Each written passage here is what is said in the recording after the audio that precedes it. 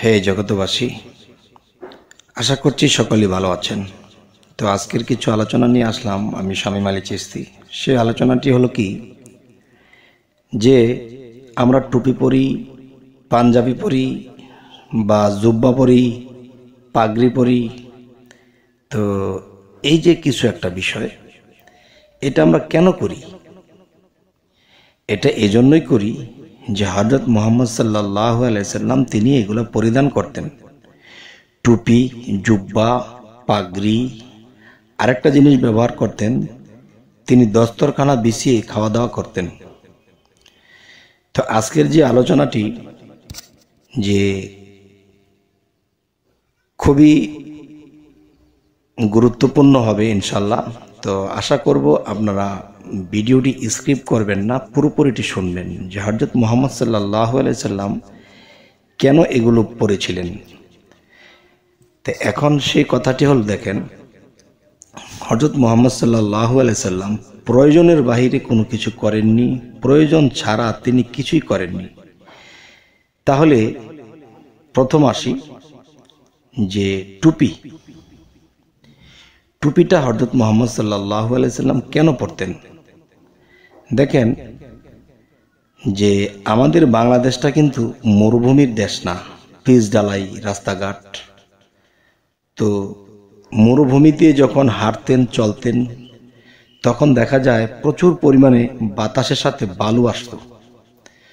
তখন দেখা যায় মাথার চুলের মধ্যে যখন বালুগুলো পড়তো, কিচিরমিচির করতো এবং শরীরে একটা খিতখিত লাগতো।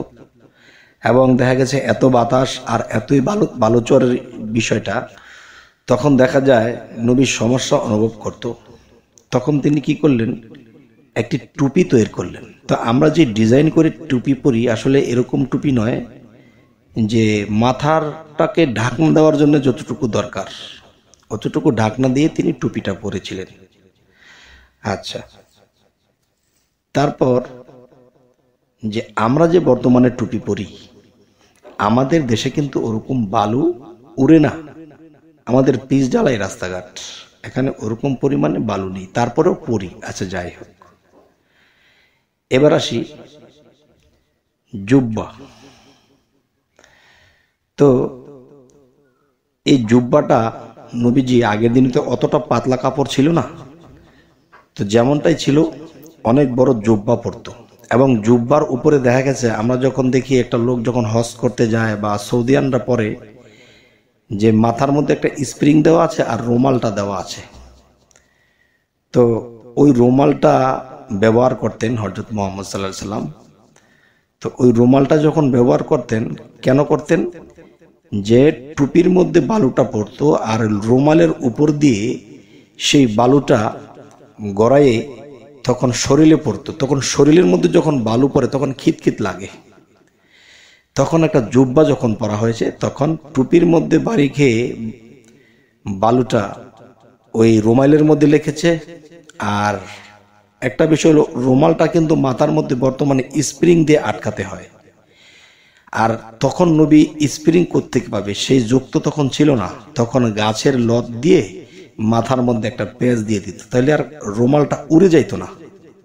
প্রচন্ড বাতাস এবং বালু উড়ছে, তখন কি হলো, যে সেই রুমালটাকে আটকানোর জন্য সে একটা গাছের লত ব্যবহার করতেন। আচ্ছা, তাহলে রুমালটা স্থির থাকতো।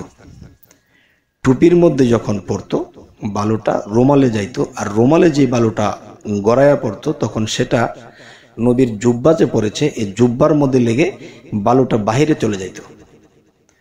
তখন দেখা যায় এই প্রয়োজনে তিনি এগুলো ব্যবহার করেছেন। আচ্ছা, এবার আসি দস্তরখানা। আর হযরত মুহাম্মদ সাল্লাল্লাহু আলাইহি সাল্লাম এত বড় দস্তরখানা ব্যবহার করতেন, 4-5 মানুষ দস্তরখানাটা বিছিয়ে 4-5 মানুষ এখানে বসে তারপর তিনি খাবার দাবার খাইতেন। কেন? যে দেখেন যে মরুভূমি, অর্থাৎ বালুচর আর বালুচর, এই বালুচর তখন দেখা গেছে যে খাবারে বালু লাগতে পারে বা একটা কিছু ধরতে গেলে এটার মধ্যে বালু লেগে আসতে পারে। তখন এটার মধ্যে একটা দস্তরখানা হিসাবে অনেক বড় করে বিছিয়ে তখন এটার মধ্যে খাওয়া দাওয়া করতো।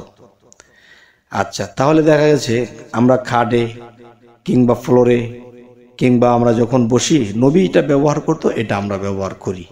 এটা কি করতেছি, যে দস্তরখানাটা বিছিয়ে এটার মধ্যে খাইতেছি। কেন, আমার এটার নিচে পাটি আছে, সেই পাটিটাই তো আমার কাছে দস্তরখানা। তবে এটার উপরে আবার আরেকটা দস্তরখানা দিই কেন, এখানে তো বালু নেই। আচ্ছা, যাই হোক, এবার আসি যে হযরত মুহাম্মদ সাল্লাল্লাহু আলাইহি সাল্লাম তিনি যখন উষার আকাশ মানে খুব সকালে যখন তিনি হাঁটতে বের হতেন, তখন দেখা যায় যে যদি পায়জামা পরতেন তাহলে পায়জামাটাকে টেকনির উপরে তুলতেন।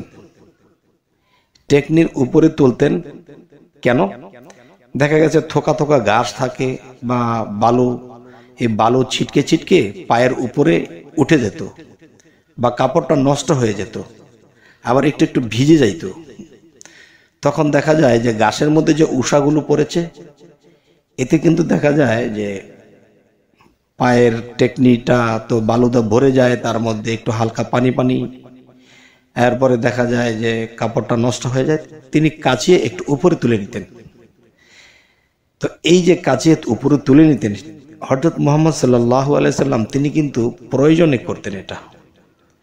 তো এখন দেখা যায় মুসল্লিরা যখন নামাজ পড়ে তখন টেকনির উপরে কাপড় তুলে পড়ে, কেন, এখানে কি বালু আছে, এখানে কি পানি লাগবে। যাই হোক, এই হলো একটা বিষয়। আরেকটা বিষয় হলো, দেখেন যে হাদিস শরীফ বলতে কি, এটাকে গ্রন্থই বলা উচিত, সব জিনিসকে হাদিস বলা উচিত নয়।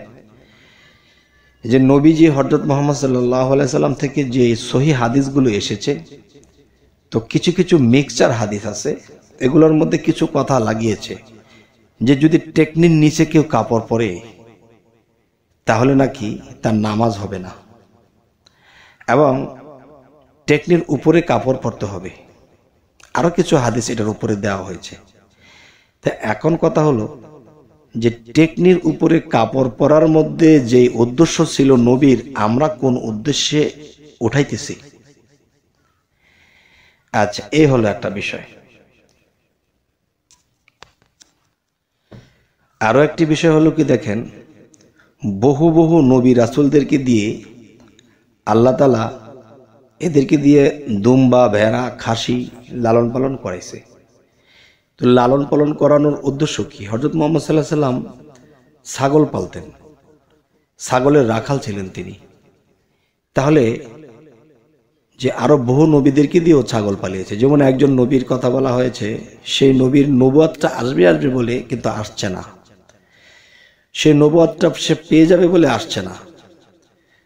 তো হঠাৎ সে যে ছাগল এগুলা চড়াইতো, তখন সকল ছাগল নিয়ে ঘরে বেঁধে বেঁধে রাখছে, কিন্তু একটা পুচকে ছাগল, সে লাফালাফি করে তাকে দৌড়ে ধরতে পারে না। তখন তাকে ধরতে গিয়ে দেখা গেছে যে পড়ে গেছে, ছিলে বেলে গেছে, বুক ছিলে গেছে। তখন নবীজির আরো বেশি জিদ উঠে গেছে। আচ্ছা, তখন সে ভাবতেছে রাগে যে এইটাকে যদি ধরতে পারি না, আছাড় দিয়ে মেরেই ফেলবো। তো অনেক বুক টুক ছিলে অনেক কষ্ট করে সে ছাগলটাকে ধরেছে, বাচ্চাটাকে ধরার পরে কি হলো, সে মাথায় তুলেছে, আছাড় দিয়ে মেরে ফেলবে। তো মাথার মধ্যে তুলে আস্তে করে মাটিতে ফেলা যায়। আস্তে করে যখন ছাগলের বাচ্চাটাকে মাটিতে ফেলাইলো, তখন ছাগলটাকে তো আর মারল না। ওই মুহূর্তে জিবরাইল এসে হাজির। সে বলতেছে, আপনি এই মাত্র নবুয়ত লাভ করলেন, নবুয়ত পাশ করলেন। কেন? যে এই ছাগলটাকে আপনি মনস্থর করেছিলেন মেরে ফেলবেন, কিন্তু এই রাগটাকে মাটি করেছেন, মাটি করার পরে মাথার থেকে ছাগলটা আস্তে করে রেখেছেন। এই মাত্র আপনি নবুয়ত লাভ করলেন। যে এই পৃথিবীতে কত ধরনের মানুষ, ছাগলের মতো, গরুর মতো, মানে বিভিন্ন মানুষজন একজন নবীজির কাছে আসে, মুরিদ হয়, বায়াত হয়, তখন তারা কিন্তু ভক্ত উম্মত, তারা কিন্তু দেখা যায় যে উল্টাপাল্টা করবে, উল্টাপাল্টা চলবে। তখন গুরুর রাগ হয়ে গুরু তাদের একটা ক্ষতিও করে ফেলতে পারে। তখন আপনি যেহেতু মাথায় তুলেছেন, আস্তে করে রেখেছেন, এই মাত্র আল্লাহ আমাকে সংবাদ দিয়ে দিল যে সে পরীক্ষা পাশ করেছে, তাকে নবুয়াত সে পেয়ে গেছে, তাকে জানিয়ে দেওয়া হোক। তবে হে জগৎবাসী, যে এই পশু পালিয়ে কি বোঝানো হলো? উম্মত ভক্তরাই গরু, ছাগল, ভেড়া। তাহলে এরা কত ধরনের ডিস্টার্ব করবে, কিন্তু ডিস্টার্ব অনুভব করবে না। আচ্ছা, যাই হোক, হযরত মুহাম্মদ সাল্লাল্লাহু আলাইহি সাল্লাম যখন ছাগল চড়াতেন, তখন অনেকগুলো ছাগল, তো এখন অনেকগুলা ছাগলের রশি হাতে নিয়ে সে হাতের মধ্যে কতক্ষণ নিয়ে ঘুরবে রশি। তখন সেই ছাগলের রশিগুলো দেখা যায় মাথার মধ্যে একটা পেঁচ দিয়ে রাখতেন, 2-3টা পেঁচ দিয়ে রাখতেন। তখন দেখা যায় পিছনে যে ছাগলের যে খুঁটিগুলো আছে রশির সাথে, এই খুঁটিগুলো কিন্তু তখন আর পেঁচ দেওয়া যায়নি, তখন পিছন দিয়ে এই খুঁটিগুলো ঝুলেছে। তাই এখন বর্তমানে যারা পাগড়ি পরে, দেখবেন পিছন দিয়ে কতটুকু কাপড় ঝুলতে থাকে। তো আমি একজন মাওলানা সাহেবকে জিজ্ঞাসা করলাম যে পাগড়ি পরতে হবে, পরেছি ভালো কথা, নবীর সুন্নত, কিন্তু পিছনের ঝুলন্ত কাপড়টুকু কি? তখন তিনি চুপ আছেন, কিছুই বলছেন না। কিছুক্ষণ পরে বলে যে আমরা যেরকম পেয়েছি এরকমই তো করতেছি। তখন আমি বললাম, শুনেন, এই পাগড়ি জিনিসটি, বিষয়টা হলো যে নবীজি যখন ছাগল চড়াতেন, তখন সেই রশিটা কিন্তু মাথায় পেঁচ দিতে পেরেছেন, কিন্তু খুঁটিটা তো আর পেঁচানো যায় না, তাই পিছন দিয়ে এটা ঝুলেছে। আর যে পাগড়ির নিচের যে ঝুলন্ত যে কাপড়টা, এটা নবীজির খোঁটা জ্বলেছিল, আর আমরা কি কাপড় ঝুলাইতেছি। তাহলে নবীজি কিন্তু প্রয়োজন ছাড়া কোনো কিছুই করেনি। আমরা কিন্তু দেখা দেখি করি, আর এই দেখা দেখি ইবাদত যখন আমরা করব, একদিকে আমরা হলাম কি বাচ্চা মানুষ, যে বাবা মা যা বলে যা করে ঠিক তেমনই বাচ্চারা করে। তো আজকের যে কথাটি, যে দেখা দেখি না, আমাদের চলতে হবে জ্ঞানে, জ্ঞান দিয়ে চলতে হবে।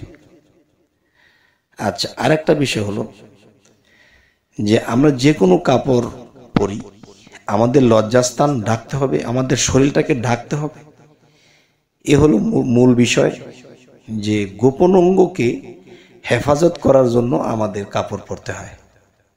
আর গোপন অঙ্গ হেফাজত করা, ঢেকে রাখা ফরজ। তাই আমরা যে কোনোভাবে, যে কোনো কাপড় দ্বারা আমরা ঢেকে রাখতে পারি। কিন্তু নবী যেভাবে যেভাবে যা কিছু করেছে, তা কিন্তু আমরা করতেছি, তিনি প্রয়োজনে করেছিলেন, আমরা কিন্তু প্রয়োজন ছাড়া দেখা দেখি করি। তো এখন যে বিষয়টি হলো যে দেখা দেখি যদি বাচ্চারা করে থাকে, আর আমরাও যদি দেখা দেখি করে থাকি, তাহলে আমরা বাচ্চাই। আচ্ছা, আরেকটা বিষয় হলো, দেখেন, নবীজি যা করেছে আমরা তা করতে পারবো না, আমাদেরকে যা বলা হয়েছে আমাদের তা করতে হবে। যেমন নবীজি কি করেছেন, তিনি সপ্তম আসমান ভেদ করে আল্লাহর সাথে মেরাজ করে এসেছেন। এই সপ্তম আসমান ভেদ করে যাওয়া আমার মতো মানুষের বা আপনার মতো মানুষের সম্ভব নয়। আচ্ছা, তাহলে তো নবী করেছে, তো আমরা করি না কেন? আরেকটি বিষয় হলো যে নবীজি উহুদের ময়দানে গিয়ে তার একটা দন্ত শহীদ হয়েছে, তার তো তিনি তো এটা করেছে, তাহলে ওনার মুখে তার দাঁত পড়ে গিয়েছিল, আপনার আর আমার দাঁত কি ফেলে দিয়েছি? ফালাইনি। তার নবীও তো এটা করেছিলেন। আচ্ছা, নবীজি 14টি বিবাহ করতে হয়েছে, যে কোনো পরিস্থিতিতে হোক। আমরা কি 14টা বিবাহ করেছি? আচ্ছা, নবীজি হযরত মুহাম্মদ সাল্লাল্লাহু আলাইহি সাল্লাম কিন্তু তিনি হেরা পর্বতের গুহায় 14 থেকে 14.5 বছর তিনি হেরা পর্বতের গুহায় সাধনের দেশে ছিলেন। তিনি আল্লাহর হুকুমে সেখানে ধ্যান সাধনা করেছেন। এটা কি আমরা করি? তাহলে নবীর যে সুন্নতগুলো শরীরের মধ্যে পরিধান করেছে, সুন্নত শব্দের অর্থ সুন্দর, সেটা সুন্দর হলেও পড়তে হতো, সুন্দর না হলেও পড়তে হতো। কেননা এখানে বালুচর, বালু আর বালু, একটা অসুবিধা অনুভব হয়, তখনই কিন্তু এটা পড়তে হয়েছে। তো আমরা কেন করতেছি, কেন পড়তেছি? তাহলে বোঝা গেল কি, আমরা এখনো বাচ্চা রয়ে গেলাম, সাবালক আর কবে হব? হে জগতবাসী, আমি অল্প কথা বলি এখন রেখে দেব যে সুন্নত বলতে হলো কি জানেন? সুন্নত হলো নবীর সুন্দর চরিত্রটাকেই সুন্দর সুন্নত বলা হয়েছে। তো এখন আমরা কাপড় চোপড় দিয়ে সুন্নত বানিয়েছি, কিন্তু চরিত্রের মধ্যে কোনো সুন্নত নেই বা সৌন্দর্য নেই। আমরা যেভাবে সেভাবে খাইতেছি, যেভাবে সেভাবে চলতেছি, লোভ করতেছি, মানুষের ক্ষতি করতেছি, এই খবর না বলে তারা একটা খবর বলে কি, যে দাড়ি রাখা, কাপড় পরা, টুপি পরা সুন্নত। আসলে এগুলো সুন্নত কি করে? এগুলো নবীর প্রয়োজনে করেছিল। আর চরিত্র, মৃত্যু, জন্ম হইতে মৃত্যু পর্যন্ত আমাদের চরিত্র যদি ঠিক থাকে, সেই সুন্নত যদি ঠিক থাকে, তাহলে আমাদের জীবন ধন্য। তাহলে এখানে কথা না বলে কাপড় চোপড় দিয়ে সুন্নত মিলানো হয়েছে। আসলে বাবা কি বলবো, এখন বাদ বাকি আপনারাই বলবেন। তবে সকলেই ভালো থাকবেন এবং আমাদের চ্যানেলটি ভালো লাগলে অবশ্যই সাবস্ক্রাইব করে নেবেন।